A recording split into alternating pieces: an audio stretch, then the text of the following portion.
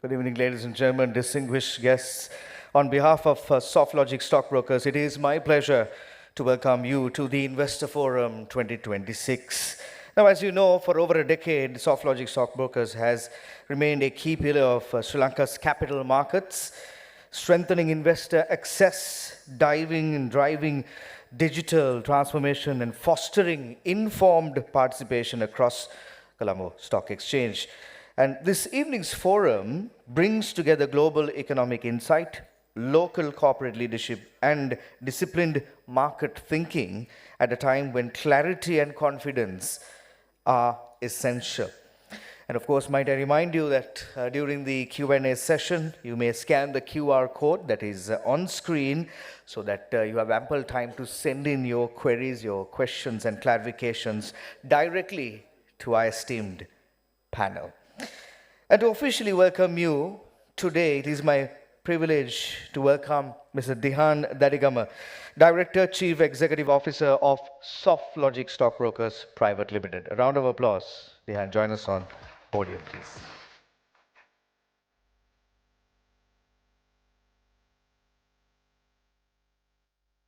Good evening, ladies and gentlemen, distinguished guests, international fund managers who have joined us thanks to our partner Telima via Zoom. On behalf of Softlogic Stockbrokers, the Board of Directors, it gives me great pleasure to warmly welcome you to our forum themed Navigate, Grow and Succeed. The year gone by has been one of the most momentous in the history of the Colombo Stock Exchange. The market delivered an approximate return of 41%, truly a significant outcome for investors. This performance reflects the growing confidence investors have in the government's economic policies, as well as in the stability and the direction of the current administration. In recent months, the governor of the central bank has reaffirmed that the government remains aligned with the IMF framework. He has also indicated that he expects interest rates, inflation to remain stable in the near future, absent from any external shocks. Recently, the Secretary to the Treasury also confirmed that Sri Lanka will remain committed to the IMF program through 2028. This policy consistency is encouraging and strengthens investor confidence. While the signs are encouraging, sustaining this momentum will require continued discipline, consistency, and a share of commitment from all stakeholders. There is also strong optimism around a potential upgrade for Sri Lanka's international credit rating. Such a development would be highly positive for the country and would significantly enhance its appeal to international investors. We believe such an upgrade will gradually bring foreign investors back to our market. This evening we begin with the keynote address by Dr. Martha Waldemeister, resident representative of the IMF, who is exceptionally well placed to provide us with a balanced, insightful perspective of the current program and the path ahead. This will be followed by an expert address by Mr. Talal Rafi, which we will move into a panel discussion subsequently with our distinguished guest, as we will reflect the opportunities and the risks that lie before us. I would like to extend my sincere thanks to our panelists, speakers, for taking time to be with us this evening and sharing their perspective. Dr. Martha Waldemeister, Mr. Iftikhar Ahmed, Mr. B. Premlal, Mr. Talal Rafi, Mr. Bimal Pereira, Mr. Arosha Serasinghe, and Mr. Mahesh Amarasinghe. We look forward to an engaging and candid discussion this evening on the road ahead for our market and our economy. I would like to thank the entire Softlogic Stockbrokers team for their dedication and hard work through the year. Before I close, my sincere appreciation to the team at Softlogic that put this forum together today. A special thanks to Nishanti, Nisal, and the team for putting today's forum together seamlessly. I wish you all a productive and insightful evening. Thank you very much.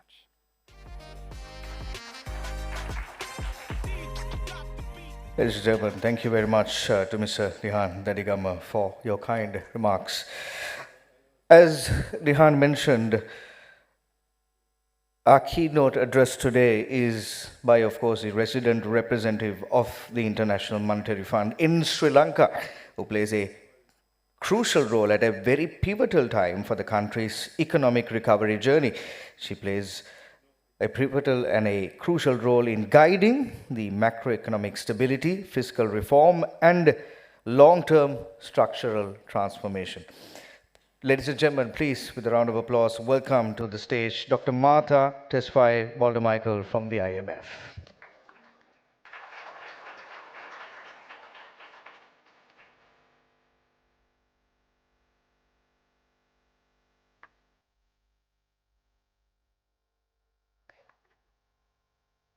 Distinguished guests, ladies and gentlemen, let me start by thanking Softlogic Stockbrokers for the invitation to speak today.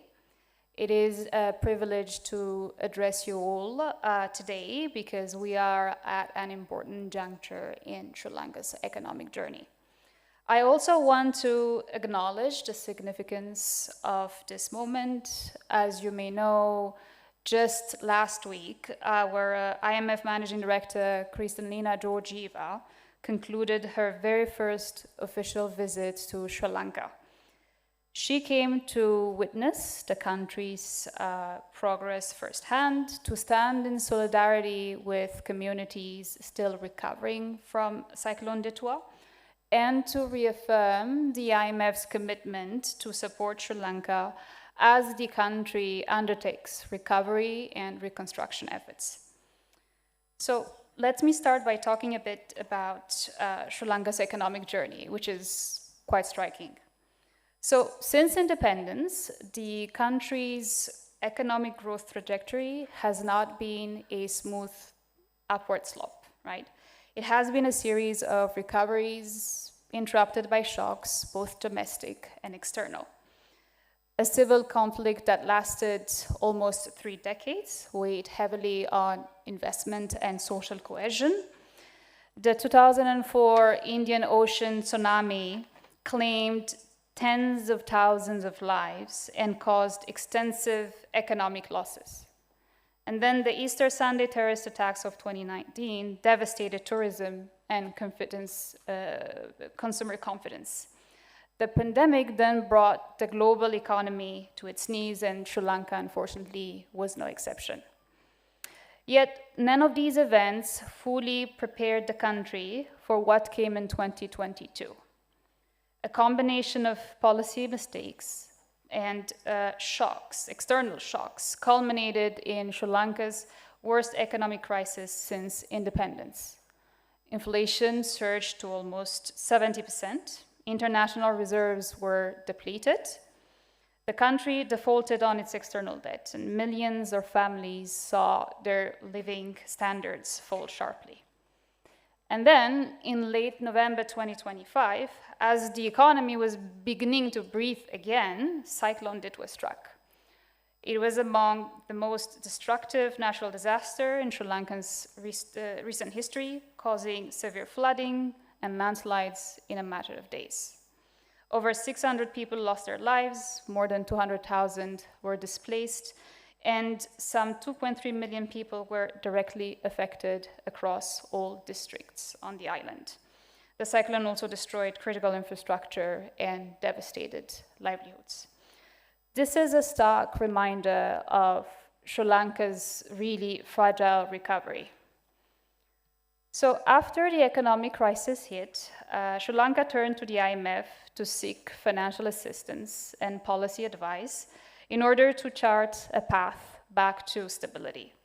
And in March 23, the executive board of the IMF approved a 4-year extended fund facility arrangement worth approximately $3 billion. The program, as you may know, is built around several core pillars. It focuses on restoring fiscal and debt sustainability while protecting the vulnerable. It focuses on keeping inflation in check, safeguarding financial sector stability, rebuilding external buffers, strengthening governance, but also advancing growth-enhancing structural reforms. All of these are not independent objectives. They are mutually reinforcing.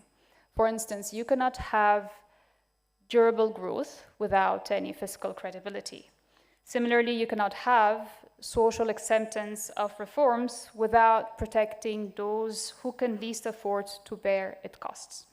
So far, 4 reviews out of 8 have been completed under the EFF, and the program has disbursed close to 1.74 billion US dollars. And Sri Lanka's economic reform program has also been delivering tangible results. If you look at inflation, it fell to 2.3% year on year in January 25. Reserves stood at 6.8 billion US dollars at the end of last year. And real GDP, which had contracted by an average of 4.8% in 22-23, actually grew by plus 5% in 2024. Revenue mobilization also improved significantly, with tax revenue rising from 7.3% of GDP in 22 to 12.4% in 24. And as you know, debt restructuring is almost complete, and this would place public debt on a path towards sustainability. Sri Lanka also took major steps to strengthen governance and advance its anti-corruption agenda. Important milestones were achieved by enacting key legislation for safeguarding the independence of the central bank, improving public financial management, improving public debt management, and strengthening the legal framework for anti-corruption. And as you may know, in 23, Sri Lanka also became the first country in Asia to undergo an IMF governance diagnostic assessment. This assessment is a comprehensive evaluation of governance weaknesses and corruption vulnerabilities across public institutions. So it really takes political courage for the authorities to request such an assessment from the IMF. It also signals to investors that the government is serious about transparency and accountability. But beyond financial support, the IMF also provides technical assistance and training that often receives less attention, but that it matters enormously as well for the country. So we work alongside the central bank on monetary policy frameworks, macro modeling. We support the Ministry of Finance on revenue administration and public financial management. We also provide capacity development on anti-money laundering frameworks. These are not peripheral activities. They really help build the institutional muscle that sustains reforms long after any program concludes. So last week, IMF Managing Director Kristalina Georgieva described Sri Lanka's performance under the program as a success story. So this reflects a genuine recognition of what the country has accomplished so far. But a success story is not a finished story, right? Sri Lanka still faces significant hurdles on the road ahead. We know that the country is operating in a challenging global environment, marked by significant uncertainty from trade tensions and geopolitical conflicts as well.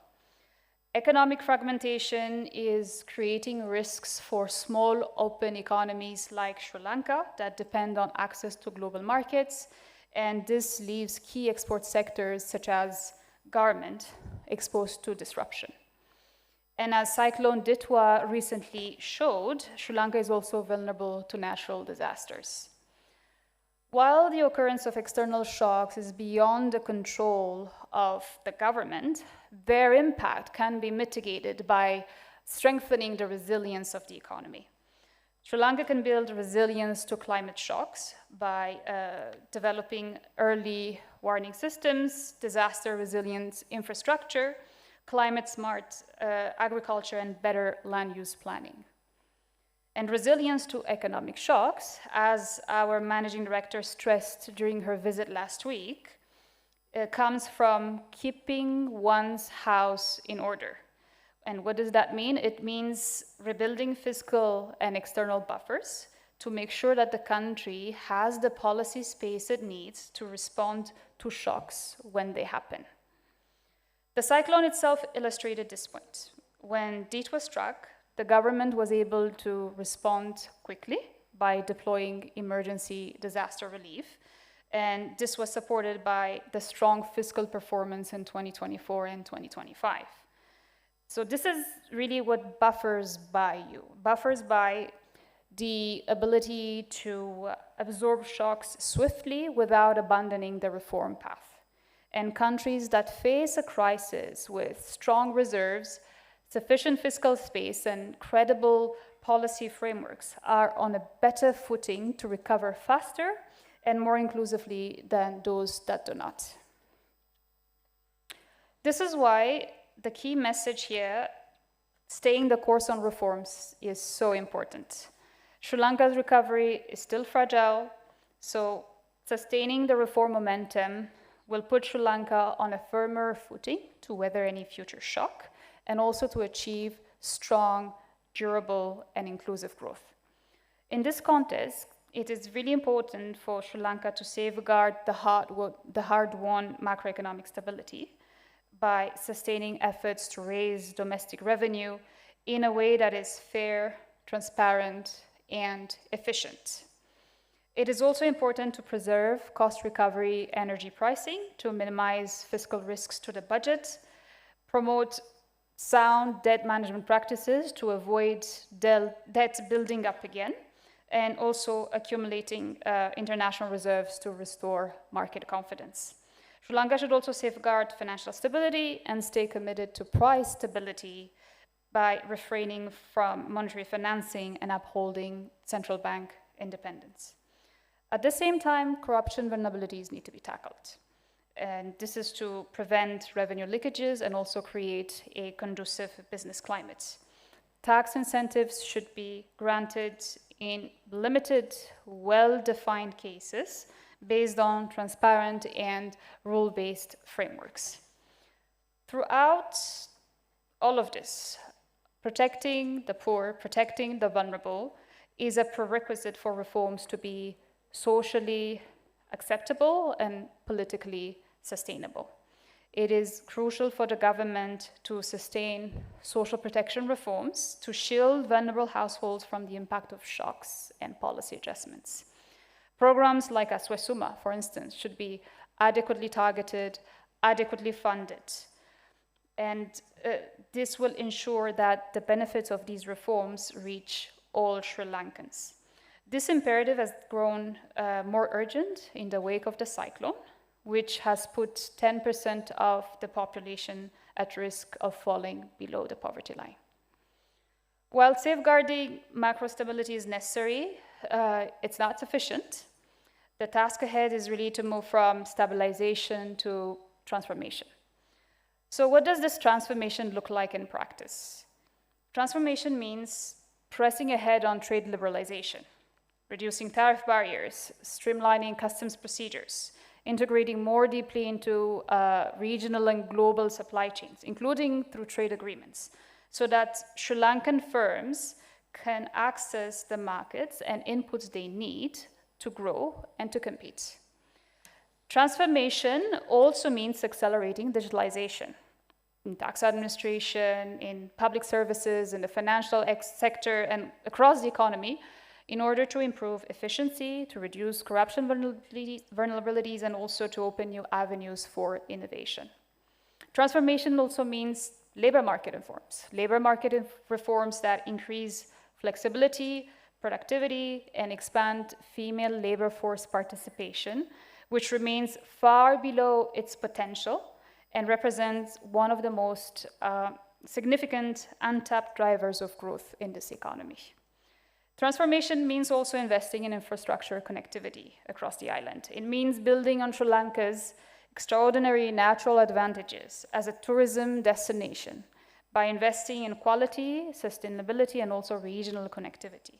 It means creating the conditions that attract foreign direct investment through a stable regulatory environment and a predictable framework for doing business.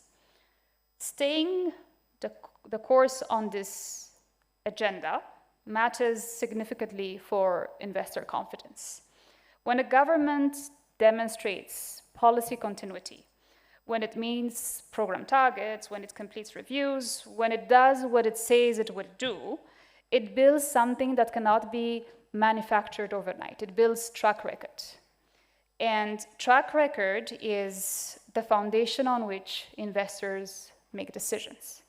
Every structural benchmark met under the EFF program, every review successfully concluded, and every governance reform successfully implemented is a signal to investors and markets around the world that Sri Lanka is a serious, reliable partner for investment. Which brings me also to you, investors, entrepreneurs in this room, in a context where you have public resources that are scarce and fiscal space that is limited, constrained. The private sector has a critical role to play in supporting economic recovery for Sri Lanka by creating jobs, by generating innovation, by driving long-term growth. You can help translate this macroeconomic stability into lasting improvements in living standards for all Sri Lankans. So let me just close where I began.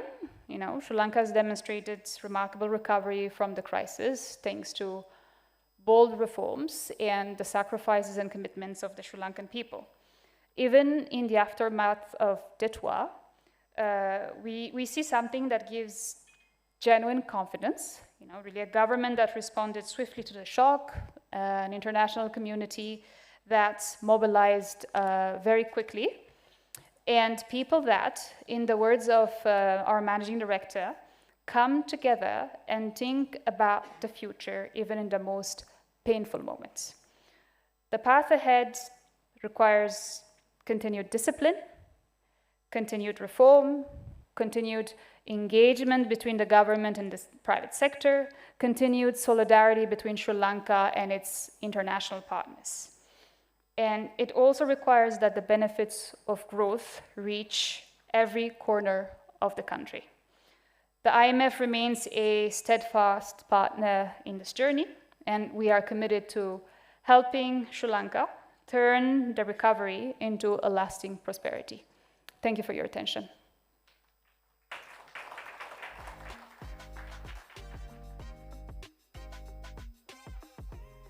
Ladies and gentlemen, how about another round of applause, please? Dr. Martha, Tesfaye, Walter Michael, and of course, thought-provoking and extremely thankful for your perspective as well. Our next speaker is a globally recognized economist whose work bridges policy and finance and international development. He's a consultant to the European Union and an expert member of the World Economic Forum.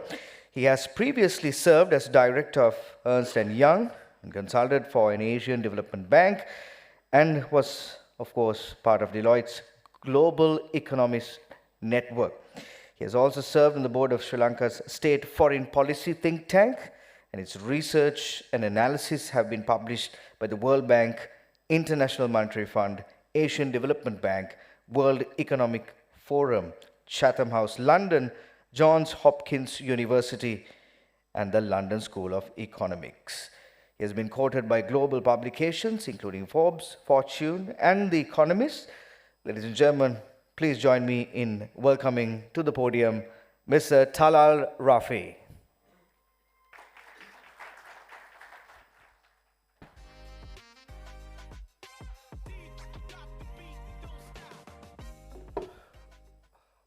Good evening, everyone. Ladies and gentlemen, first of all, my thanks to Softlogic Stockbrokers. It's an absolute pleasure and honor to speak here. So I'm going to divide my talk into a bit. I'll start off with the current situation, and then I'll go into some of the opportunities, then on whether the economic recovery is sustainable, then the macroeconomic risks. And I'll finally end with a future outlook, just a couple of indicators. So as we start, we know how Sri Lanka was in a crisis. 2022 to 2024 was a period of stabilization. And 2025 and now onwards, we need to shift into a growth mode. So that is, the biggest question is, how do we transform from stabilization to growth? Of course, when you switch to growth, that doesn't mean that you don't have stabilization. Of course, there cannot be long-term growth without stability. So always fiscal and monetary policy stability is absolutely essential. So currently, inflation back to normal, expect to hit a target of 5% by the second half of this year. Exchange rate largely stabilized, and public debt to GDP has declined from a high of 128% to hitting around the 100 mark. Gross financing needs, which is absolutely essential, from almost 34%, we've come to the 20% mark. And interest to revenue from around 80% to 50%. So these are all great achievements. I mean, credit goes to the previous government and the present government following this path. And growth, according to the IMF, is expected to be 2.9% and next year 3.1%. So though the central bank is more optimistic. And right, I would say that the current path we are taking is good for us in the long term because there's a heavy focus on fiscal and monetary discipline. So this is something that comes positive out of the crisis we've been to. And this can set the stage for Sri Lanka for the future. So I'll just touch briefly on Cyclone Ditwa. So the damage, as you know, according to the World Bank, is at around $4 billion, though the reconstruction, the opportunity cost can be much higher. So the estimate is not yet out. And agriculture being hit, the trade deficit can also widen with larger imports needed. And according to the IMF, around $700 million hit on the current account. So these are factors that have to be taken into account. And regarding the debt update, first of all, I mean, defaulting is not the end of the world. There are many countries that have gone through these cycles and come out much better. If you take, for example, Spain defaulted 13 times between 1500 and 1900. Argentina 3 times after in the 21st century. Of course, Argentina is not a good example, but India is one of the best, we can say. Though India didn't default, it came very close to it. So always coming close to default, or in the case of Sri Lanka's default, in my view is good because it awakens people. I mean, we start looking at every factors very carefully. You can see that in the previous government and this government, they're very, very focused on the fiscal side, almost fearing anything that could go wrong with it. So those are some of the factors. So currently, right now, we are paying interest on both commercial and bilateral debt. So multilateral debt, as we know, of course, the World Bank, ADB leading it, it is being serviced, but at the same time, we continue to borrow, though we haven't borrowed on the bilateral front. So in 2028, we will just be starting to repay bilateral debt. So it's going to be an increase of around $1 billion, additional to what we are doing right now. So, but the reserve projections, targets, that's where the focus should be. By the end of this year, currently we are at $6.8 billion. We should be, by the end of this year, 8.8 billion. I mean, though this is not a conditionality, it's just a projection. And by the end of next year, 2027, $13.4 billion.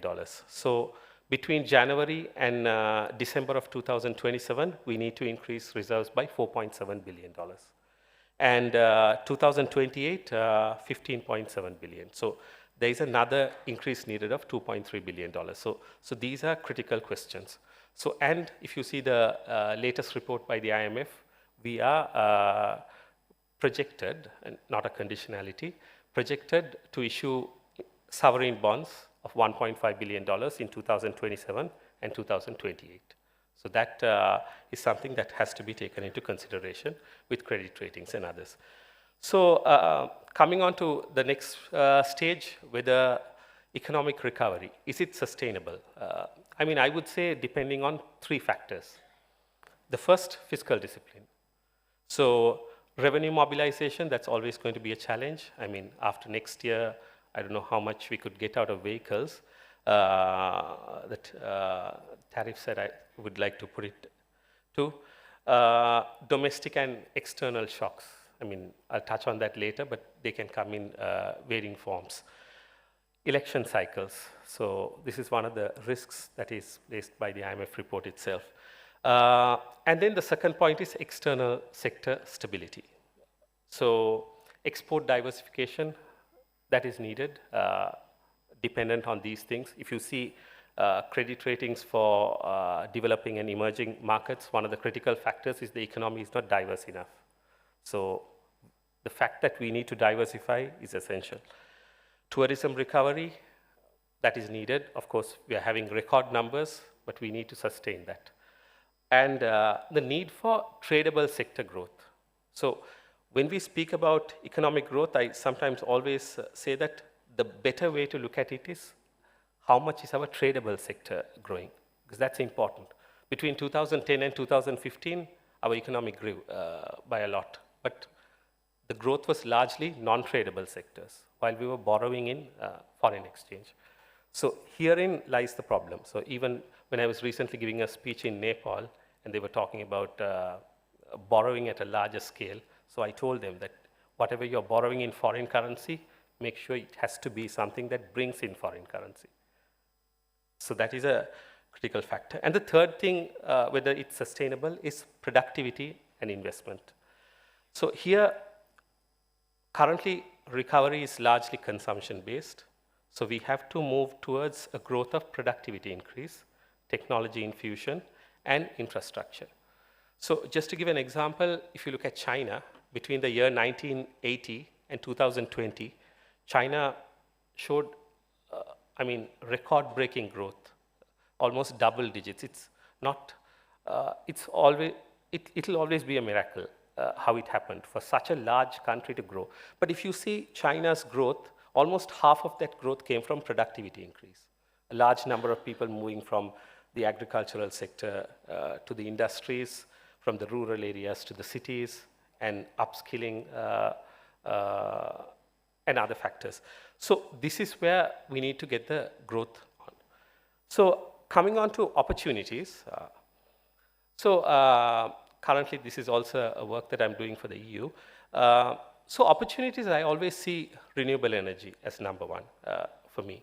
The reason is, if you look at the latest UN report, it shows that around 20% of global investments is going into data centers. So data centers is everywhere. I mean, France is getting the most investments, but India also. And the factor here is that you need to produce electricity to sustain that. The current data centers around the world consume the power of France as a country, but that is rapidly growing up. So two factors that are going to be positive. One is there's always going to be demand.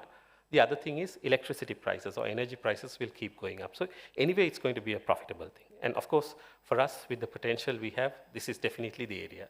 And we have a very power-hungry, energy-hungry India to the north.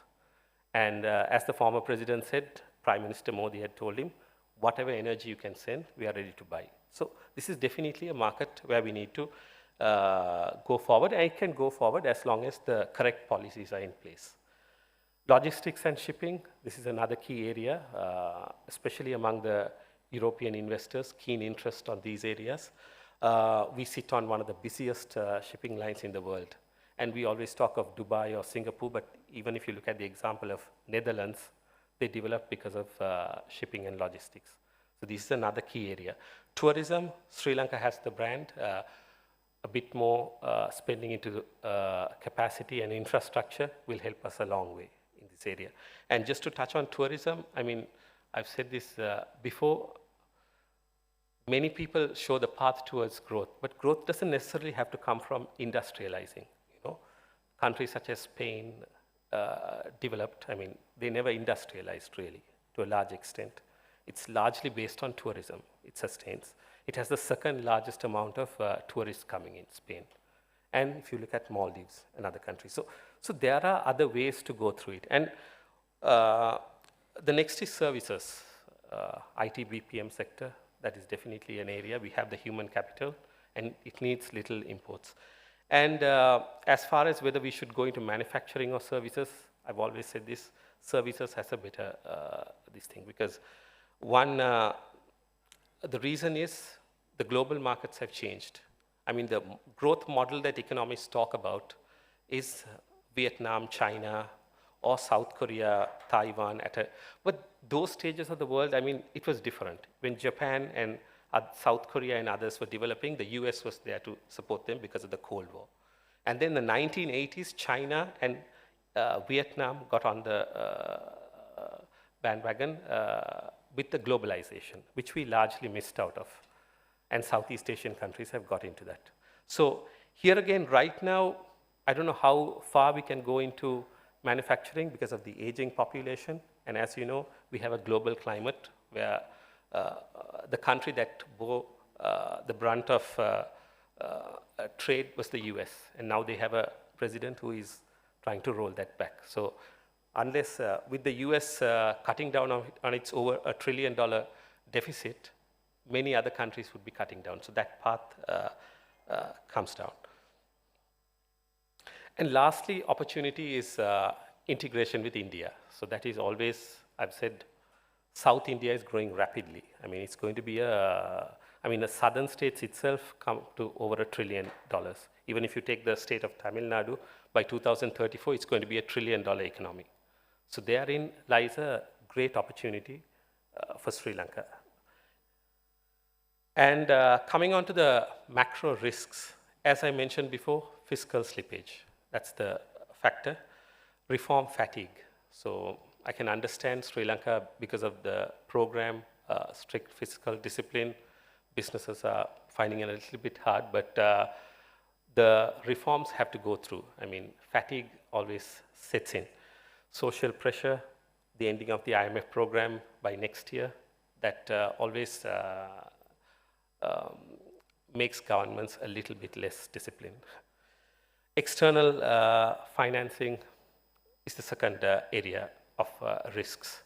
The first thing is, of course, in a scenario, Sri Lankan government or Sri Lanka as a nation could do no wrong, but there are triggers. I'll give you a few examples. So if you look at countries, of course, these countries have had very large structural issues, but the triggers have always been things which are out of their control. For example, Mexico. From 1983 to 1994, they had primary surpluses. Everything was stable. But then it only took 6 months for them to come close to default. And the reason was because the US increased interest rates. So it has an effect. The second thing is, of course, Argentina in 2001. And one of the triggers, of course, Argentina has a lot of structural issues, but the trigger was Brazil devaluing its currency. So that triggered it. Asian financial crisis, Thailand. So that has a contagion effect on the rest of the region, and which eventually next year caused Russia to go into a crisis, economic crisis. And lastly, India. Of course, in 1991, India had a closed economy and issues, but then the trigger was Saddam Hussein invading Kuwait. So there could be external factors, so as far as the macroeconomic risks are concerned. So global borrowing costs going up is one thing. I mean, the new Fed chair, he believes that interest rates could be brought down, but at the same time, inflation could also be down. And the argument is that AI will cause a productivity increase. But then if you look at the 1990s, this was an argument used by back then the Fed chair, saying that the information technology revolution would increase productivity, but that didn't go well. In the 1990s, we later saw inflation hitting there. So these are concerns on the risk side. Slowest global economic growth in decades we are seeing. So of course, as you know, with the president, with the tariffs, so there's a lot of uncertainty. So those are things to be considered. China's trade surplus, that is another factor. If you look at the IMF managing director speaking, She was stating that China's economy, the consumption is not picking up because of many factors, including slump in their real estate sector. So what that means is China is heavily dependent on exports. And for a very large economy like China, almost a $20 trillion economy, it is, I mean, it's common sense, it's not sustainable to go entirely on exports. They have to switch to consumption. So how the Chinese government does that is going to be a challenge. The other challenge is also, it means trade is going to be cut. I mean, when you have such a large surplus, of course, China is looking to other markets to send their products into. Volatile commodity markets, of course, as you know, right now as we speak, the US president has given a deadline for possible attacks on Iran. So the repercussions could be severe. So these are some of the factors. Political risk, that is another factor in my own personal view. Elections, populist promises. So this has been, if you look at from the beginning of times, I mean, from the 1950s, this is one of the reasons why we have always, like Martha said, gone in a cycle. It's recovery, growth, and then growth pauses for a while. So one of the reasons is, of course, the election cycles. And lastly, the risk could be stabilization without productivity growth. So right now we have stabilization, in my view. Things are fine, inflation, everything is stable, but are we increasing productivity? So that's the main question we need to know. I mean, stabilization without productivity growth will not bode well in the long term. And just to finish off my talk, but on the positive side, my personal view is that Sri Lanka, in my word, is a gold mine, especially for investors. Because there's a huge amount of potential, especially with the location, human capital. There's a very large, the fastest growing G20 economy in the north of us. But the positive part about this is that we could easily reach 7% growth, but the factor holding us back is structural reforms, which as a nation we can implement. As Martha mentioned, trade is one factor. As far as I'm concerned, that is the most critical factor. I've said this, before. If you look at India in 91, China in 78, Vietnam in 86, there were many factors, of course. It wasn't the only thing, but the one factor that changed them was a change of trade and investment policies. That is what transformed them. If you study them, it's nothing else. It's not that corruption went down or corruption went up or other factors. Those all play a part, but it's, at the end, even if you leave investment, it's just trade. You open up the economy becomes competitive. And only the fittest survive, like the theory of evolution. So when the fittest survive, the economy is much stronger. So I don't have time to go into that area, but as a whole, I would say other reforms are SOE reforms, regulatory reforms, land, labor. If all these factors are this thing, we can easily tap into our potential. And lastly, forward outlook, two factors I would really keep an eye on would be the primary balance, and the second factor would be reserve accumulation. So with those two factors, if they are kept within the limits, I think Sri Lanka has a great future ahead of us. With this, I'll once again thank Softlogic Stockbrokers for inviting me. Thank you very much.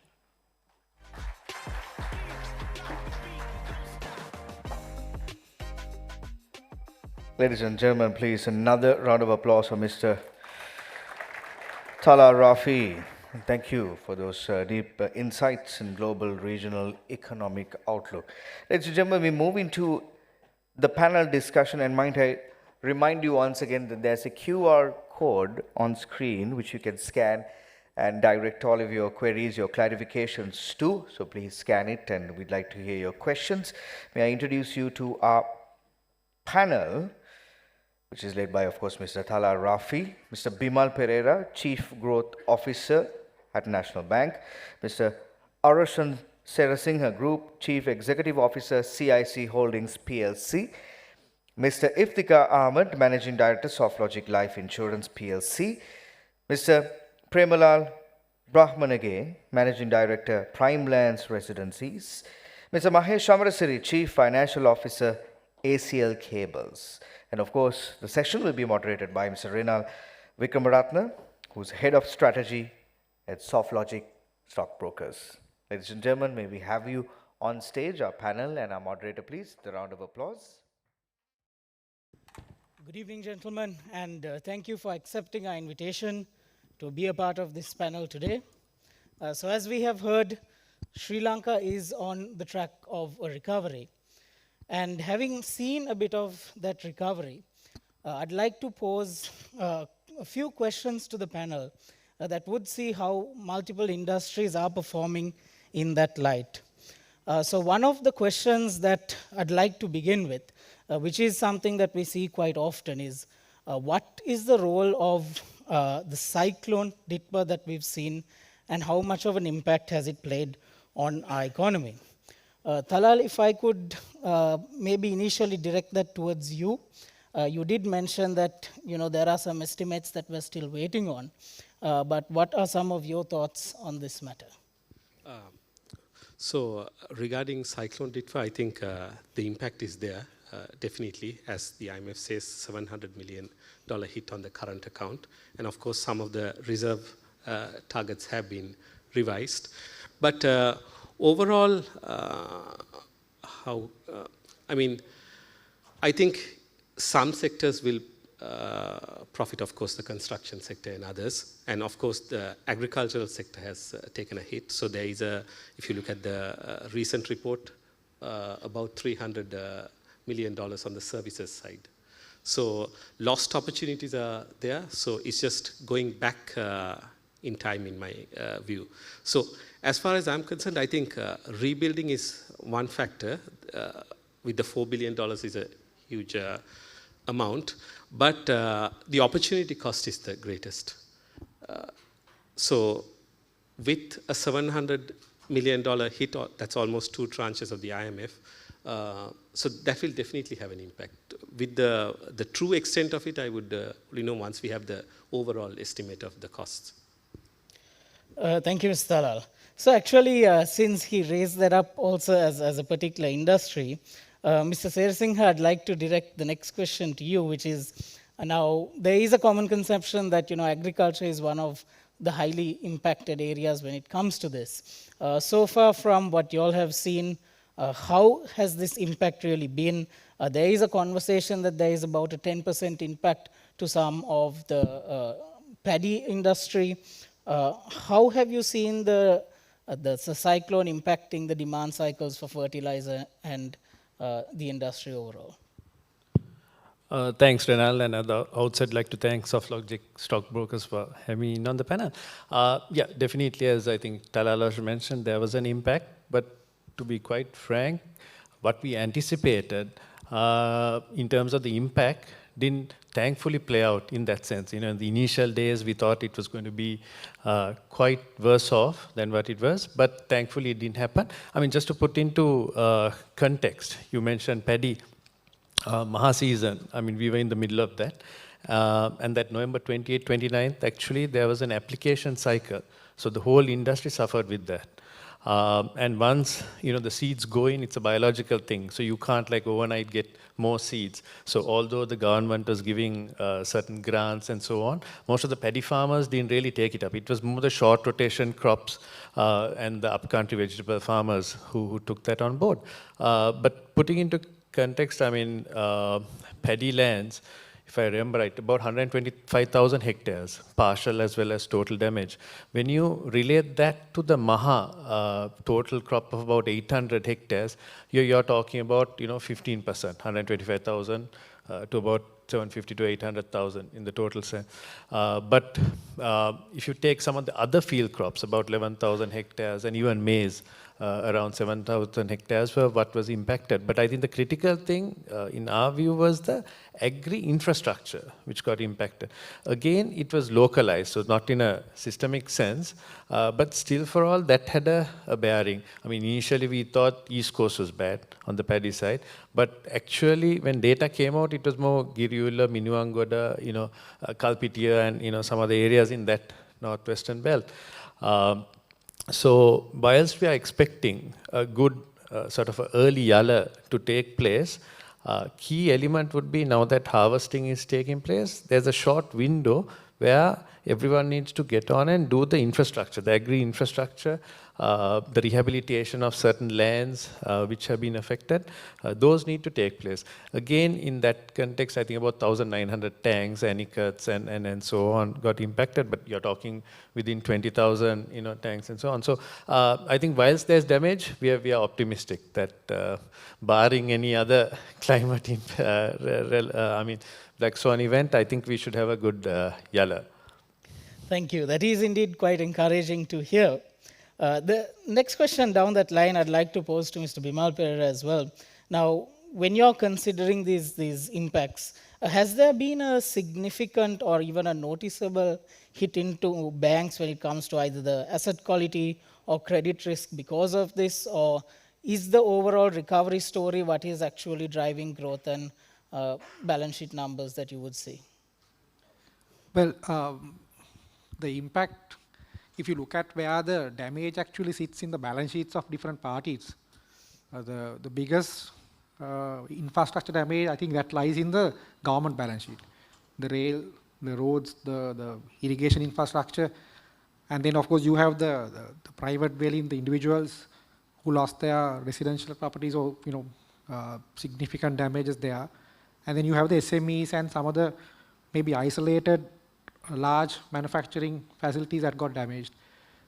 So when we look at from the financial services, who we fund, if I speak for the bank I work, although we feared for the worst when it actually hit the country and the visuals were devastating, what you saw on TV.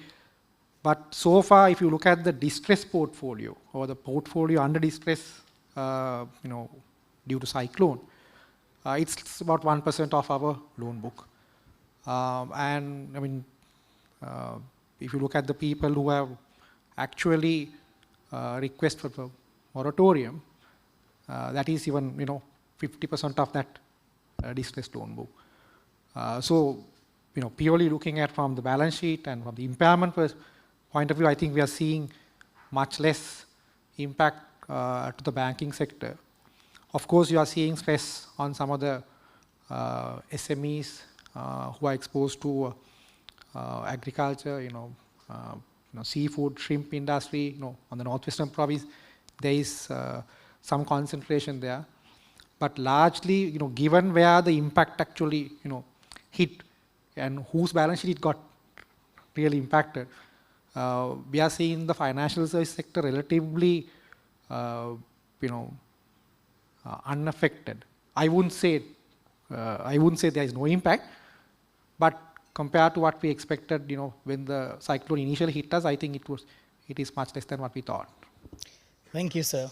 So actually moving on from just the cyclone discussion to more of the overall growth that we've seen, I think when it comes to certain construction industries, I think even when it comes to some housing and apartments and also insurance, we've also seen a continuation of some of the growth overall. As we talk about that, I think I would first like to direct my question over to Mr. Iftikhar Ahmed. So when you look at Softlogic Life specifically, it has consistently been the largest growing life insurer in Sri Lanka for about the past decade. And more recently, we've also seen the recent acquisition, and also we've seen a bit of intent to even expand overseas. Could you just give us a bit of idea about the driving force behind that and the outlook that you foresee? Yeah, thanks, Renal. So the Softlogic Life story has been, I think, something that is very remarkable. The company grew 10 times in 10 years. Its 10-year CAGR in terms of revenue is also about 25%. So which means that in 4 years, it has doubled all its metrics. And I think this goes down to the fact that the team and the company has focused on expanding its business very strategically. Insurance tended to be a very one-on-one kind of advisor sale. We changed that. We brought in differentiated distribution, where we established what we call alternate channels, where with one visit, we could essentially target maybe 100 or 1,000 members. We also took this to the digital space, for mobile and micro penetration, where with one interaction or with one customer, we could perhaps get 100,000 or 200,000 customers. And this strategy to basically diversify distribution has paid big dividends.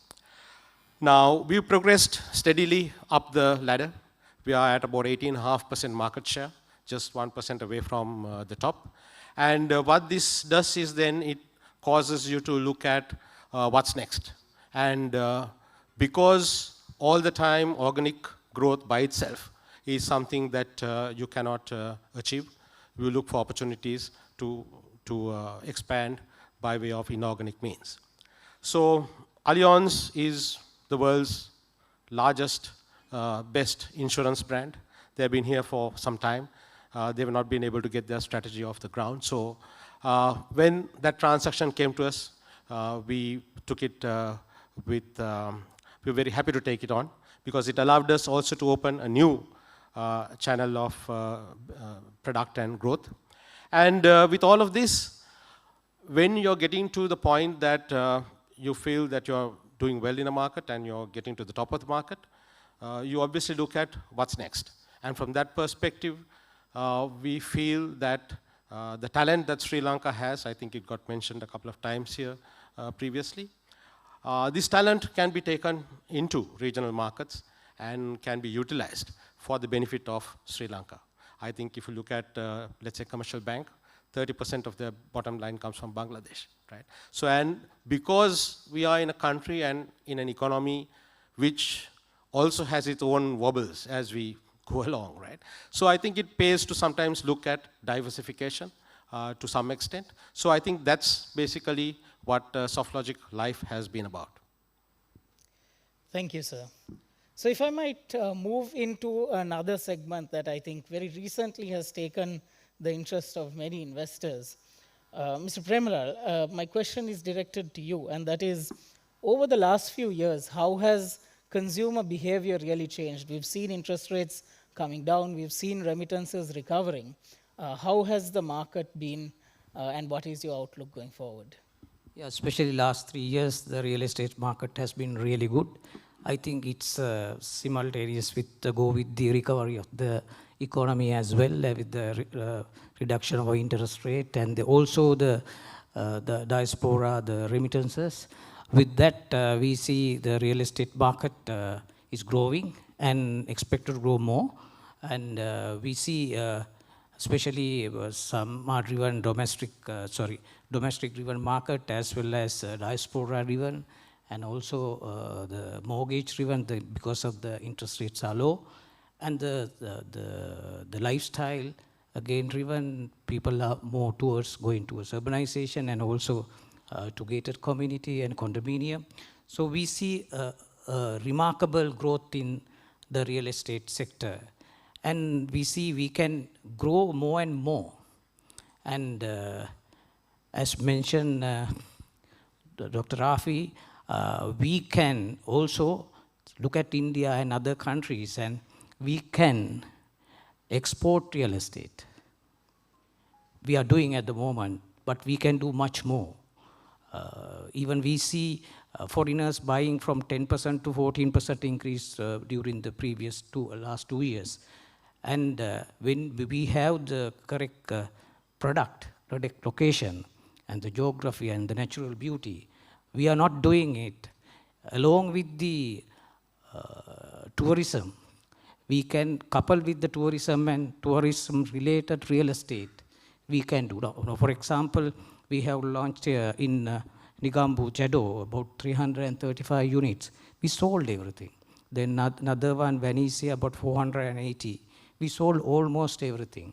And then we are now getting another one in Veligama also by the beach. And even the other real estate developers, most of the coastal belt-related products have been selling. And so we have a great opportunity here. But as a country, we are not marketing it. As a developers, individual developers, we go country to country and we do it. We see a recent positive thing where we are offering 10-year visa. But still, that is, I think, very few in the audience also may know. But we are not marketing that. So that is the area where we, as a country, we will have to really go for it, and we can bring the foreign exchange, and especially when it comes to India, if we really market to India, because they love Sri Lanka. But we are not doing that. That's a great opportunity where we will have to exploit.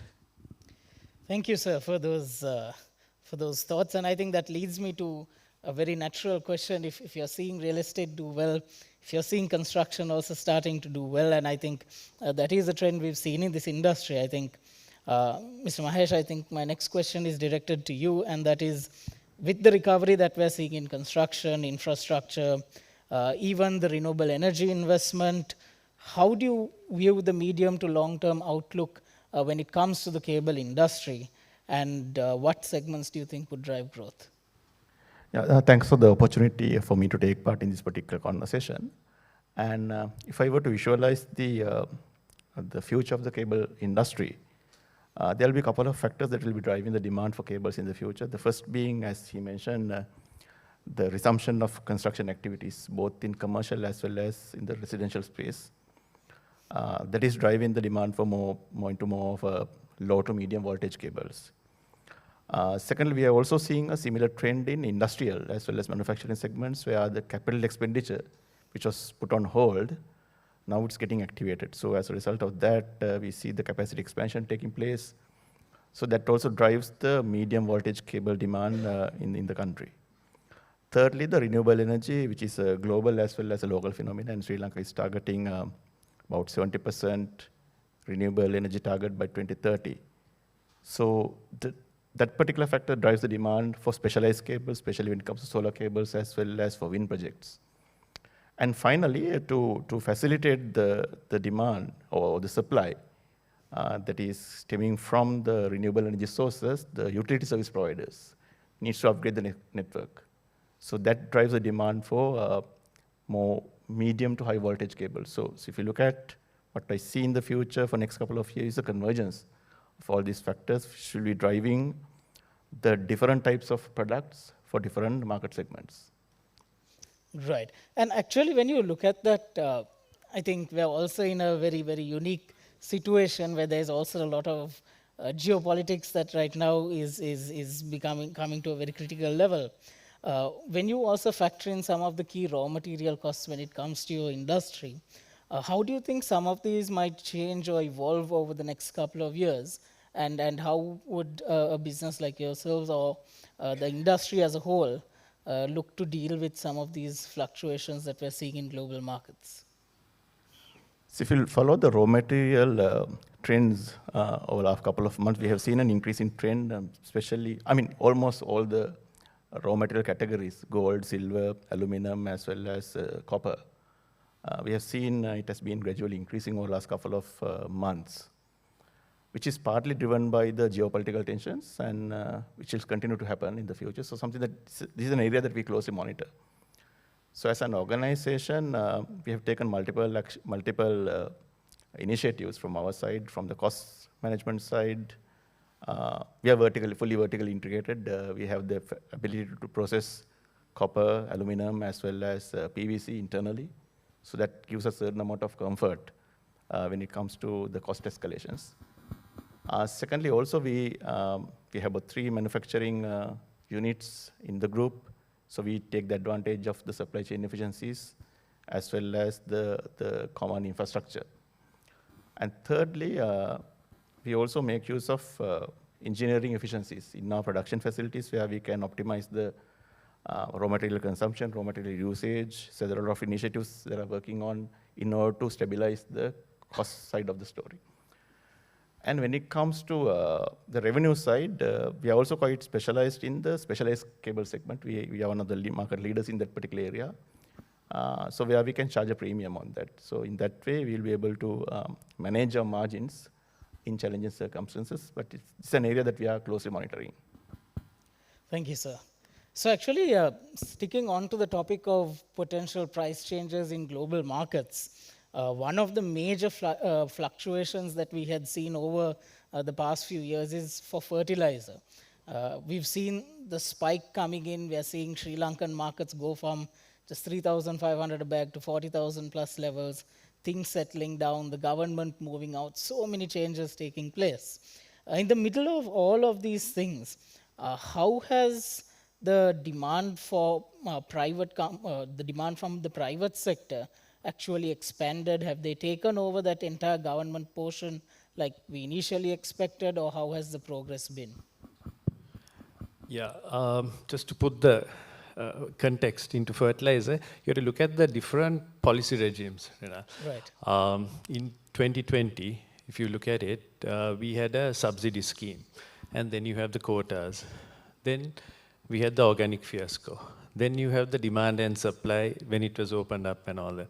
So just to put some numbers, in 2020, as a country, we imported something like 920,000 metric tons of fertilizer. And these are essentially straight fertilizer, like the ureas and the muriate of potash and so on. Of that, 920, around 350,000 metric tons was imported by the government. So the balance was private sector.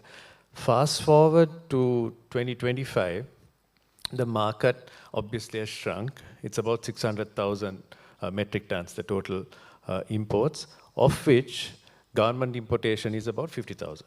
So you can see bulk of it, the private sector has been doing. But the key thing, my view is that, see, when something is given free, you don't value it. And that's what it was in 2020. Everyone sprayed urea, everything was given free at a subsidy rate.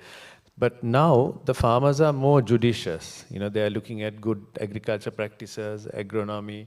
The advisory side has improved. And I think, as was mentioned by Talal and everyone, productivity is the key. So the farmers are looking at not only straights, but they're looking at, how do we get the blends, the compounds, the nutrients coming at the correct time in the correct dose. That mindset is changing, which is a good thing. And I think going forward, this is a key thing to improve the productivity angle of things and the yields. The second aspect on the fertilizer prices, you're right, globally, I think if you look at from 24 to 25, there was about a 20% increase. And we are expecting prices to sort of come down, moderate and come down. But I think you have to be mindful with what's happening in the Middle East, especially when it comes to urea and so on. We expect the prices probably to remain the same level. But the key thing is, in the fertilizer, yes, there's market share which you've got, but you got to change the mix or the portfolio. It's no longer straight. And you got to go in terms of improving the overall productivity, because land is not going to dramatically increase in terms of the arable land usage. So what is available, you need to keep improving the productivity. Thank you. And actually, I think this leads us to another question. I think, Talal, I'll direct it to you, which is when we're actually looking at going forward, even from, especially from an economic perspective, we have seen, he mentioned, you don't value something that's free. Not exactly free, but now we've seen cost reflective coming in for various utilities. Not only the cost reflective pricing, actually seeing the Economic Transformation Act, the new Central Banking Act, to a whole bunch of reforms beyond just hitting maybe one or two economic targets. How important do you see this entire bigger picture, the broader framework, in terms of ensuring the stability of our recovery and any growth going forward? Just to get the question, you mean the reform part, or? Yes, but how much of a critical role would the reforms also play, in addition to us just hitting some of the economic numbers, right, in terms of, yeah. Sure. So reforms would play a major role. As I talked about, stabilization without doing the structural reforms, it's just going to put us back where we are. We had stabilization for a long period. Out of our past 77 years, macroeconomic stability, I mean, that was a thing that we had for more than the majority of our time. But then, why do we repeatedly go back? I think it's the 17th IMF program. So the problem is the structural part. So if we don't fix those, we will just be running back. As I mentioned, two examples. One was Argentina. Even in the 21st century, they've been defaulted 3 times. And the other example is, of course, India. They did some of the tough reforms, especially from the 1990s to 2000. And also, if you look at India, also it was very critical. One thing people don't factor in, 2 things actually. There is sometimes in our part of the world, or even globally, there's negative things about the World Bank, the IMF, saying they don't really push countries forward. I mean, there's a lot of conspiracy theories. But if you look at India as an example, I mean, they implemented mostly World Bank IMF reforms, and especially long-term reforms that were pushed by the World Bank and the stabilization by the IMF. So here are success stories that are not highlighted enough. And at the same time, if you look at India, the other factor, the second factor was India is between 2 parties, of course, political parties. From 1991, there was a consensus, political consensus, especially Manmohan Singh under Congress and then the BJP under the Indian Prime Minister Vajpayee, but they both had a consensus on the reforms. So recently, one of my mentors is the chairman of the Planning Commission, Dr. Montek Singh Ahluwalia. So I have long discussions with him. So he always especially talks about trade reforms, SOE reforms, and the regulatory reforms. So these are what, and he mentioned it takes a very, very long time to set this in. And in his experience, I mean, he was playing the central role along with Dr. Manmohan Singh.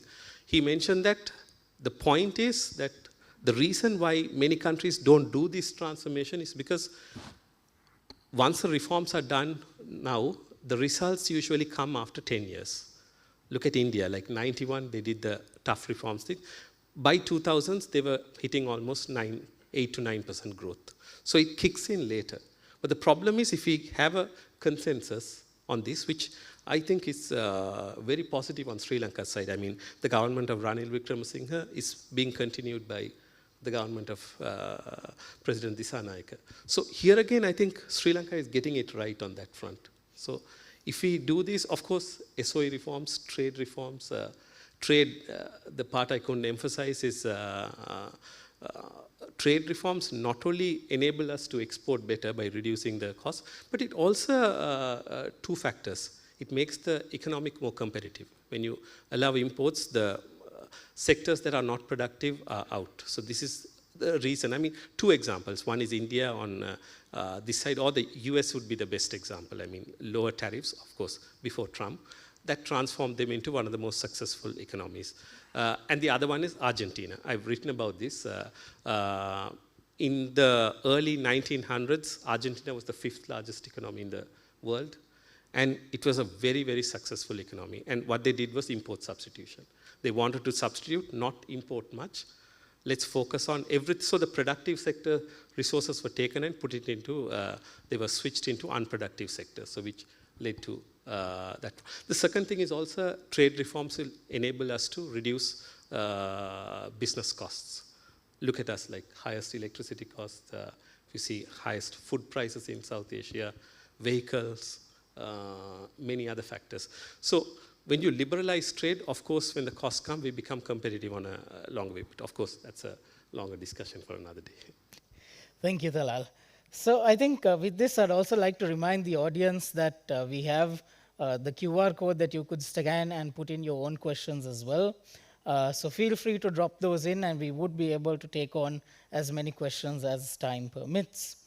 With that, I would actually like to move on to Mr. Iftikhar Ahmed, actually, because talking about some reforms and changes, one of the major things that we're seeing in the insurance industry is actually the introduction of IFRS 17.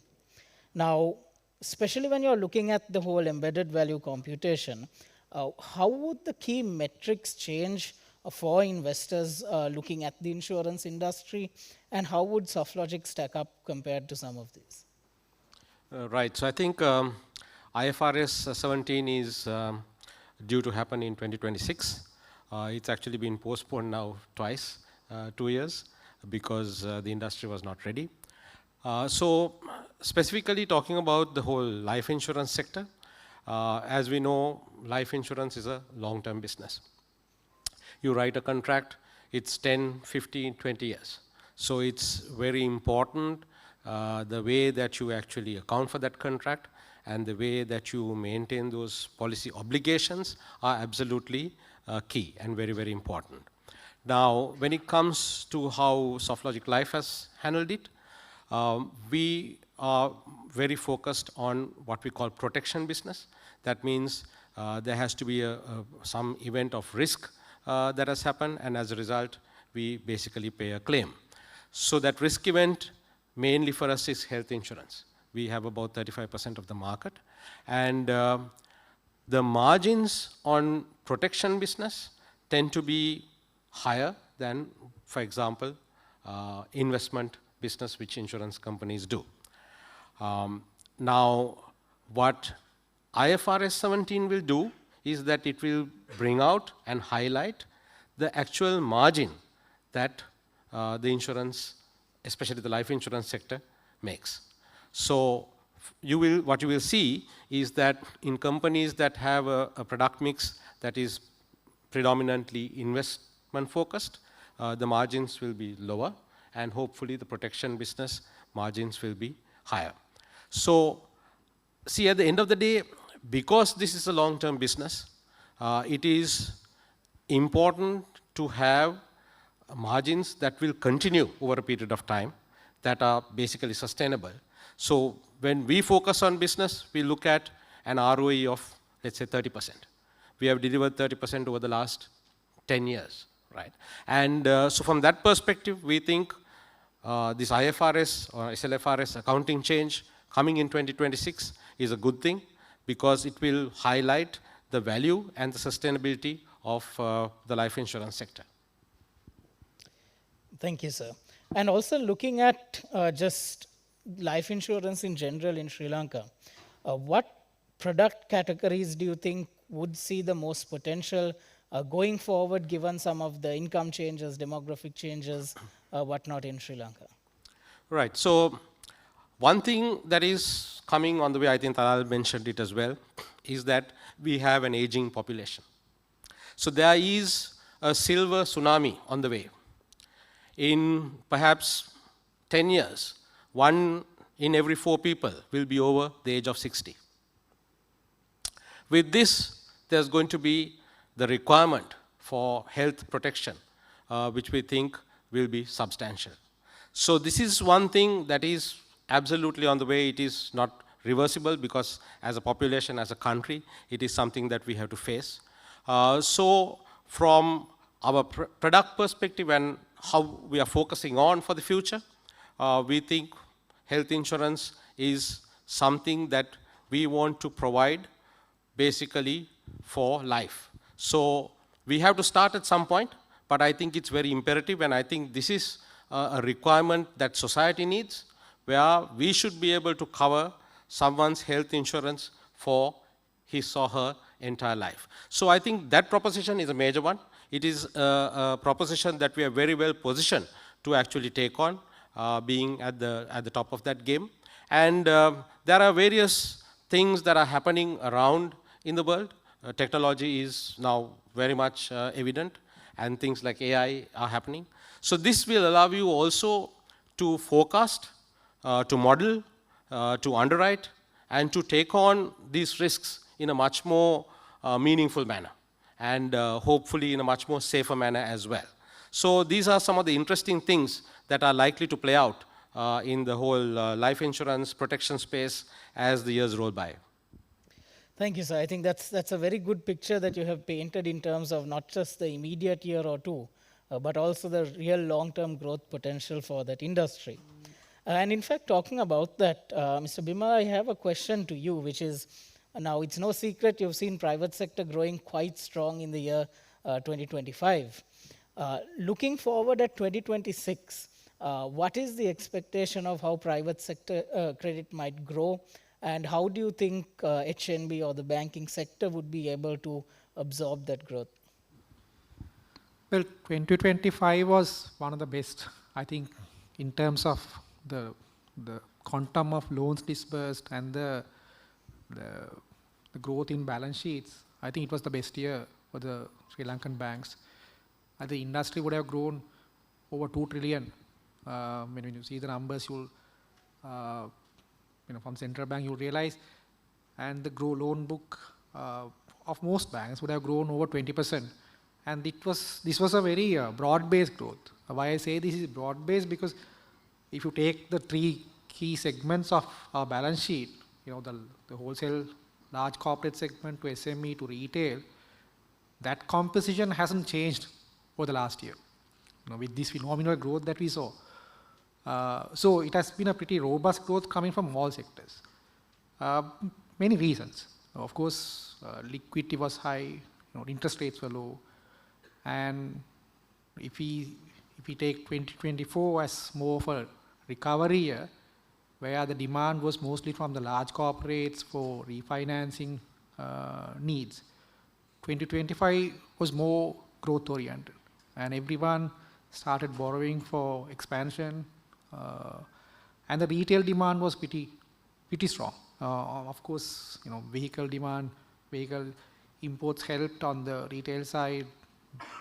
Pawn in the gold loans would have grown, given how the gold prices have moved. So there is a bit of pent-up demand, the conducive environment, and also everyone want to cash in, when there is demand. Looking forward to 2026, we don't see a lot of that changing, but can we see the same amount of growth? Probably not. The interest rates have started slightly moving upwards. If you take the AWPLR, that probably averaged between 8 to 9% last year, pretty much, in low 8s. It started tending north of 9, and there is pressure on the deposit mobilization front. Given the returns that you witness on the stock market, depositors are now demanding high returns, so there is pressure on the banks to raise their deposits. That will of course reflect on the pricing. So it's a function of demand and supply. You will see the interest rates moving slightly upwards, purely as a result of pressure on deposits. We used to experience a lot of crowding out in our banking space in the past, which is no more. The state is not borrowing anymore. There is crowding in effect. State is actually repaying loans, repaying ahead of schedule. So there is no pressure as a result of state borrowing. It is mostly driven by the demand from the private credit and also the pressure on your deposits. So, our view is we will see growth probably in the low teens for the sector, coming on the back of 20+ growth in 2025. Thank you, sir. It's always encouraging to hear that the government is settling its debts and settling them in advance as well. But actually, I'd like to direct a question that has come from the audience, and that is, if you look at the current demand for credit, roughly what portion right now is going in for capex versus maybe working capital versus maybe pure consumption? Well, capex probably would be 1/3. Right. At the max still. There is still a lot of working capital demand. And there is, of course, the trade-based financing was also one of the key products that the banks saw exponential growth last year. So that's pretty much a working capital product. And then retail, we are seeing, if you can categorize auto finance as capex, then a lot of that retail demand last year was capex.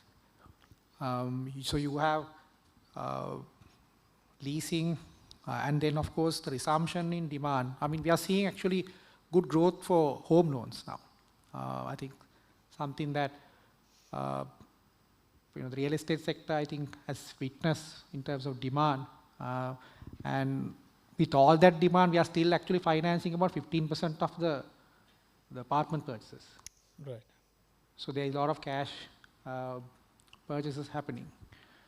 And of course, the credit cards and the gold loans are the ones that drive the consumption demand. So of course, you'll see the trajectory kind of continuing on those two products. So if you want me to put some numbers, probably 1/3 going into capex, about 40% into working capital, and rest would be on consumption. Right, thank you, because that's also a very, very interesting gauge of how you're seeing the economic recovery also coming in. And Mr. Premalal, I have to go to you, I think, subsequent to that question, which is, when you're looking at, I think, some of these conditions, how has that consumer behavior really changed? Are you looking at maybe low-end, mid-tier, or luxury being the key drivers of growth? And so far, what are some of the trends that you have seen in terms of that demand? Yeah, main growth is coming from the mid-tier. Mid-tier is between around 30 million to 60 million, that range. So that's where the most of the demand is there. But also luxury segment, also there had been an increase. So it's mainly the mid-tier has a very big potential even at the moment. Right. And a question that we've had from the audience, I think, for the Primelands group is, would you all also be considering any overseas expansions, looking at maybe other markets as well, or would it? Yeah, as I mentioned to you earlier also, we have been mainly marketing our products abroad so that we can bring those dollars here, foreign exchange here. There's been, we are marketing the Sri Lanka first, we are marketing the country, and then about our products, and diaspora and the foreigners. And there's another segment there where the retirement, that segment also we can create Sri Lanka as a retirement destination. And then recently we were ranked as one of the most affordable retirement destination here. And with that, we can create another segment of huge market, not only to the diaspora, even to foreigners. There are even coming in that now. Recently we acquired 4 acres of land in Port City for about $57 million, and it's going to be about over $250 million. So that even with those projects, we can bring the diaspora and the foreigners here. So with that, we can expand the market. With the mid-tier, of course, definitely, it's growing. And the affordable, in the sense, I think public housing, it's a responsibility of the government. So they will have to look after even other countries. There are programs there.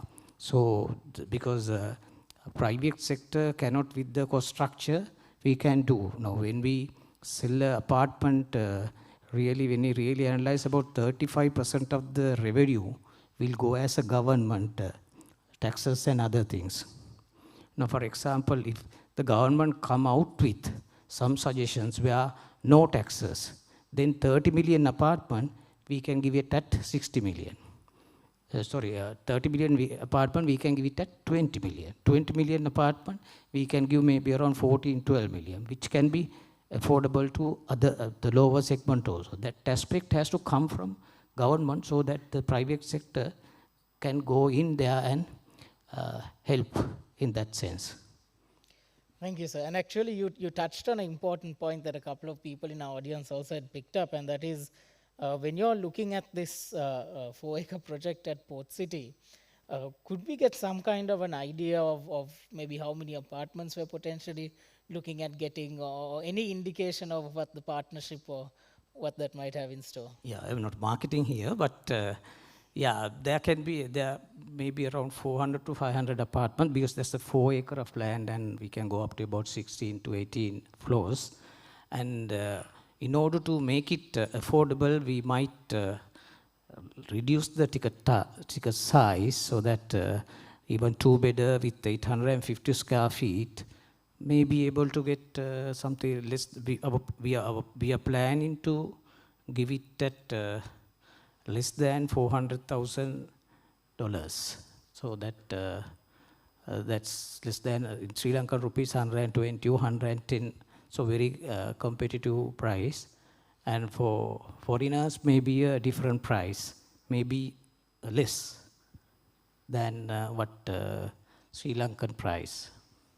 Right. Okay. And is there any special benefits from the special economic zone discussion, or Yeah. is there One thing is you can bring foreign exchange if it is a foreigner, and then they can take it without any question, and then there's no capital gain tax, then there's no stamp fee, to my knowledge. So that when a foreigner invests here, their main criteria is more than the return is the safety of their money, and can I take my money back?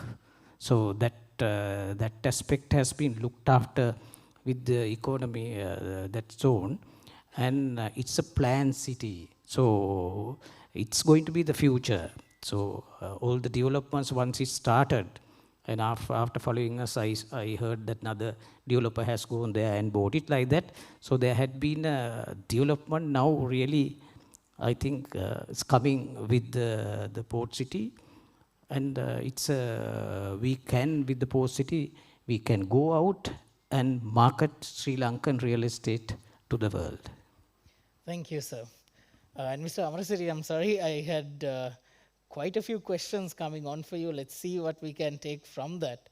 But let's start with something quite simple, which is there's a question regarding the revenue mix currently as a percentage of exports and local sales, and whether the company has any plans for changing what the current mix looks like. So if you look at the revenue mix of the group, we have different companies in the group catering to different markets. But as a number, what I can say is about 20% of our total revenue is coming from export markets, and the balance 80% is coming from the local market. And yes, we are actively seeking to diversify into different product market segments. As we speak, we have taken certain initiatives. So yes, the answer is yes. And in that, if I can go a bit more specific, there's also the question that says, any plans on ACL investing in UL and CSA certified approved cables to export to North America? Well, we also have different types of certifications, and depending on the market segments and depending on the target country that you are working on. So as and when the need arises, we will take the appropriate certifications. Thank you. I think along with this, Talal, I think there are quite a few questions that also have been subsequently directed to you. I'll see what we have time for. But one of the key things that we have seen is the IMF's primary surplus target for 2006 pre-cyclone was 2.3% of GDP. Given the cyclone-related spending, would we potentially need to see a revision of this? If you look at the report, it's just, I think, just a slight revision for this year, but then next year it comes back online. So I don't see, the government, of course, the reasons may be arguable, but they have quite a large primary surplus from last year. That was largely because of the vehicle imports and not utilizing the capital that was allocated for spending, but maybe the reasons were wrong, but the positive was we've had a large thing, so they were able to supplement that. So I don't see that being a factor. Right. And also, I think another one of the big questions that we get, especially from a lot of foreign investors, but even from the local investor community is, does Sri Lanka realistically have any hope of a sovereign upgrade? And if so, what kind of a timeline would be realistic for it? So I'm not exactly sure when it will be, but definitely, we are supposed to issue, at least projected to issue, 2 sovereign bonds in 2027 and 2028. So I think with the current things, I think we are well on the way. Though part of it is quantitative, but also qualitative, the perception, others. So we have to show that we are going on the path of reform. I mean, stabilization is one part, the reform is the other part. So I'm pretty positive that we should be getting that at least in line on before the 2027. Thanks, Salah. So, Mr. Amasati, I have another question actually that has come to you. And that is, do you expect the CEB grid upgrades to happen within the next 6 to 12 months? And what is the demand on renewable energy related cables? So to answer the first question, yes, CEB has been increasing their capital expenditure. We have seen it over the last 12 months or so. So my expectation is that that will take place in the future as well. Even though I'm not in a position to disclose the numbers, it has not been available, but it has to happen over a period of time in order to facilitate the renewable energy demand. When it comes to renewable energy side, there are two sides. One thing is the solar installation, which has taken a little bit of slowdown due to the policy uncertainty at the moment. But again, that's a potential area. So that will drive the demand for specialized cables, especially there's a cable called solar cables that will drive the demand for that. And generally, you require there's a natural demand coming from the renewable energy projects to the traditional cables as well. And actually, if I could ask a small follow-up on that, which is recently we've also seen some battery energy storage projects coming in. Now, hypothetically, if this was to continue and expand quite significantly going forward, would that too result in anything tangibly for cables, or would that be a separate thing altogether? Not necessarily in a bigger scale. You need a certain amount of wiring requirements, but not in a big scale. Not in a big scale. Thank you. So moving on, we have another question, and this is actually directed at Mr. Iftikhar Ahmed, and that is, what is the current revenue mix of AIC between your protection cover rider business compared to the long-term insurance business? So when it comes to the agency force, where we sell, protection riders in terms of the premium that a customer pays, about 50%, about half of every agency policy that we sell is basically protection based. So it's, I think in overall, if you look at the mix of our business, 40 to 50% is protection. Thank you, sir. And there's one other question that has come for PrimeLens, and that is, how much of these new projects have been financed by external borrowing and or related party borrowings? Slightly tricky question, but if you want to. Yeah, ours is basically, you would have seen the last time Investor Forum also, our gearing is we have the lowest 0.3, right? So our loans are very low, so that it's basically the internal finance as well as the customer advances. Right. So Talal, I think I'm going to direct a final question to you and also extend it to the rest of our panel. And that is, for you specifically, when you're looking at Sri Lanka's economic recovery, what would be a couple of the indicators in the future that you would be most excited to see? And what would be the drivers of growth in your opinion? So the two positive things that I would see is, one is the primary balance. So that is, as I mentioned in my talk, that would be the key issue. Because if you look at studies from the 1950s onwards, reason why many countries, I mean, almost all countries go to the IMF is because they don't look after their fiscal side. So there is a joke, they always say IMF is for, it's mostly fiscal. So that is the key factor. The second thing is, of course, what we need to realize is that we usually look at the fiscal side, but we have a twin deficit problem. So one is the fiscal one, and the other one is the current account, that is the dollars coming in and going out of the country.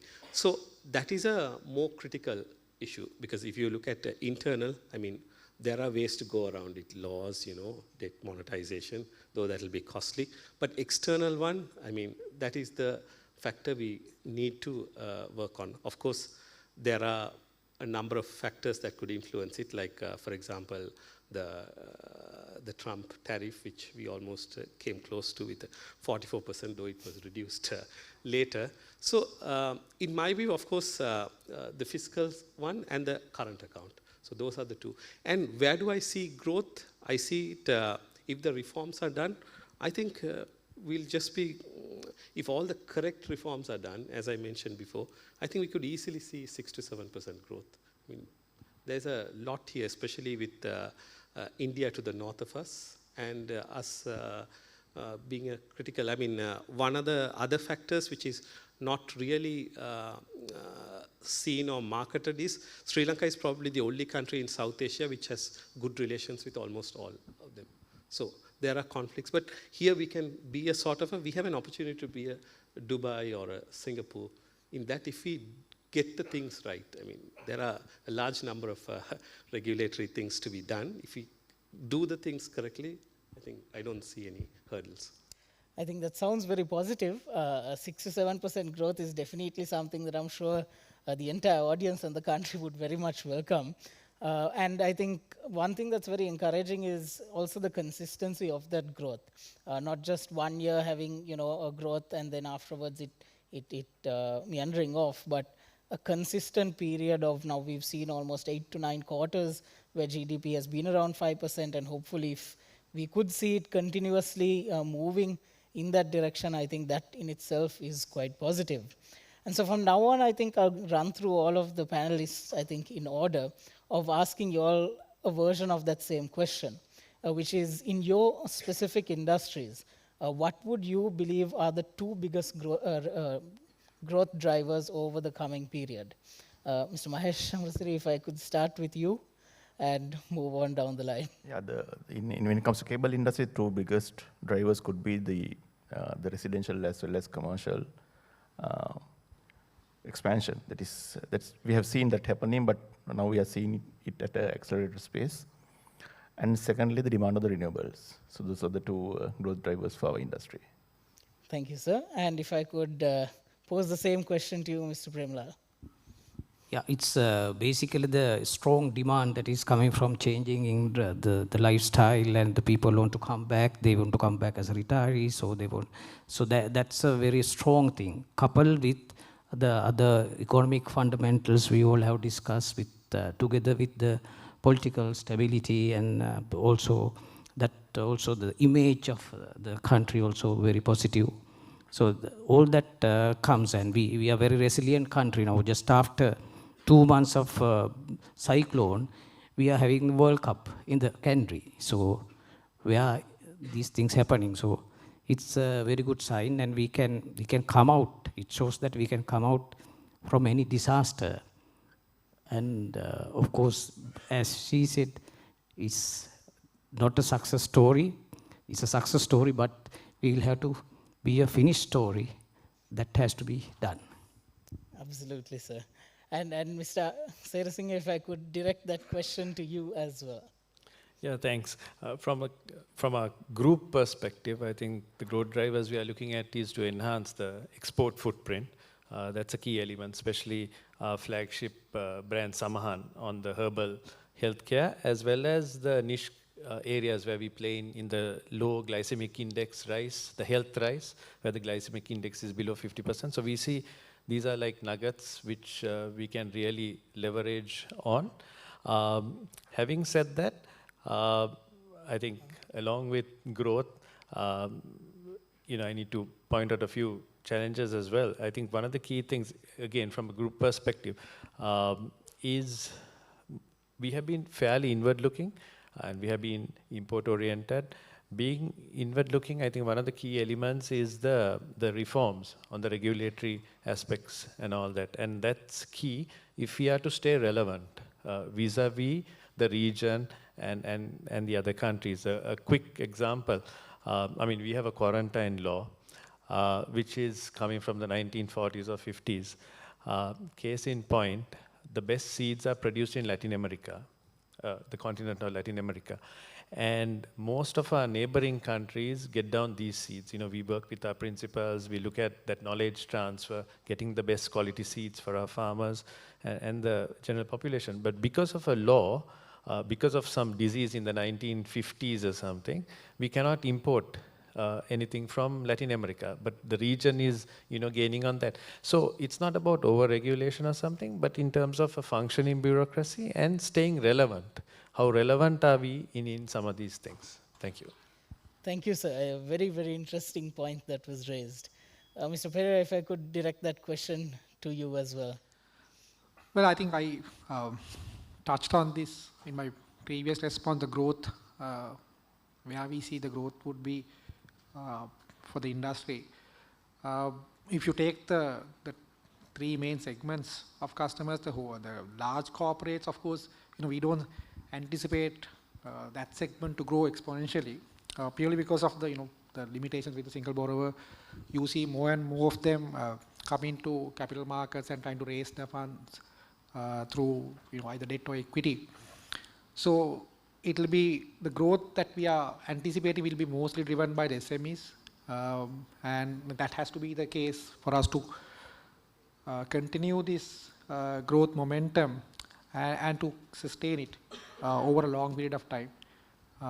And also on the retail side, you know, we would like to see actually more and more spending on the capex side. I said the home loans demand has picked up, which is very good. Sri Lanka as a country has a very, very low percentage of mortgage loans among the retail category. That is very, very low. Even if you take the regional averages, we are at a very, very low point. And on the contrary, we have a very high vehicle loaning percentage. So we Sri Lankans love buying cars, not building houses. So that has to change, because, you know, it gives you, you know, more borrowing power, as, you know, your real estate, of course, in Sri Lanka, the vehicles also appreciate. But in other countries, you know, your real estate asset gives you that power to leverage and, you know, consume and, you know, do investments more. So that's a segment that we would like to see, you know, kind of deepening as we move forward. Yeah. Thank you, sir. And if I can end with you, Mr. Iftikhar, talking about two of the very critical growth drivers that you see going forward. Right. So I think one of the key things, if we were to, you know, look and say, look, things are getting better, things are moving on, and things are happening, I think is basically FDI, right? I think it's about attracting foreign investment to Sri Lanka. Because what that will do is it will signal that we have got our productivity sorted out, we have prospects, and that we have a positive potential and we have momentum in terms of what we want to achieve. So I think that is, you know, the long and short of it. As a country, as an economy, if we can attract FDI, that means things are moving along, a lot of things are getting corrected, and I think it will be a very positive thing. That's something that has not happened over the last number of years. So hopefully this is something that we can all work on in terms of productivity and in terms of improving this economy, because gaining that foreign capital is very, very important. Thank you so much, Mr. Iftikhar. So with that, we come to an end of this panel discussion. I'd like to thank all of you gentlemen for accepting our invitation and being out here today. We definitely heard some very encouraging news from not just one, but multiple sectors in our overall economy. And I think with that, we come to a conclusion. Thank you.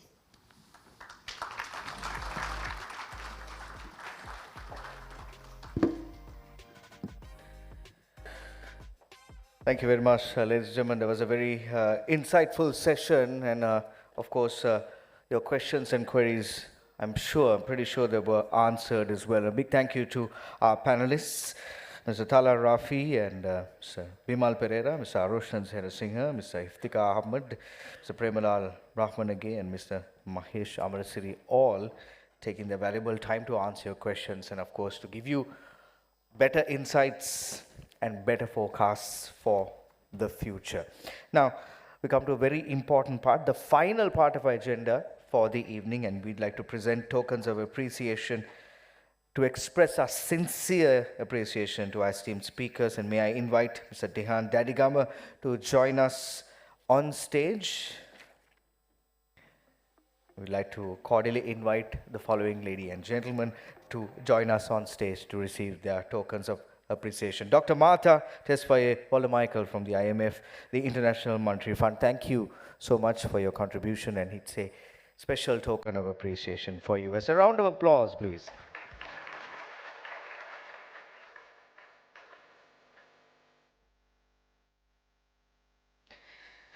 Mr. Iftikhar Ahmed, Managing Director, Softlogic Life Insurance PLC. A big thank you to you as well.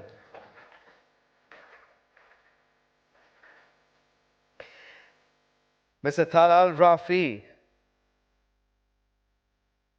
Kind round of applause by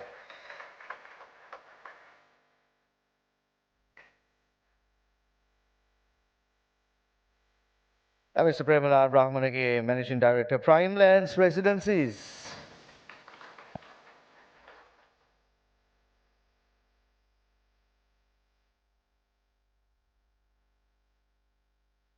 Ms. Aroshan Sarasingha Group, Chief Executive Officer, CIC Holdings.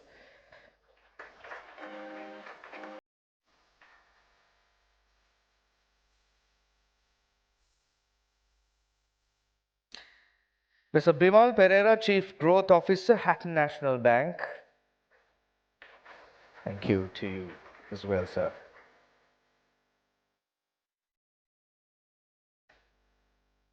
And Mr. Mahesh Amarasiri, Chief Financial Officer, ACL Cables.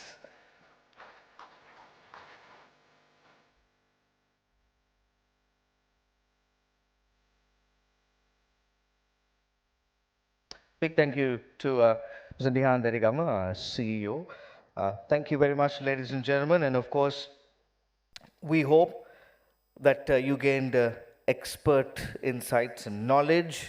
And today's discussions have reinforced the importance of informed decision-making, strategic discipline, and forward-looking leadership.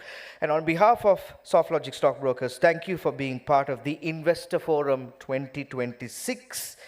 Refreshments are now open, and we'll have an informal off-stage discussion. Good night. God bless you. Thank you.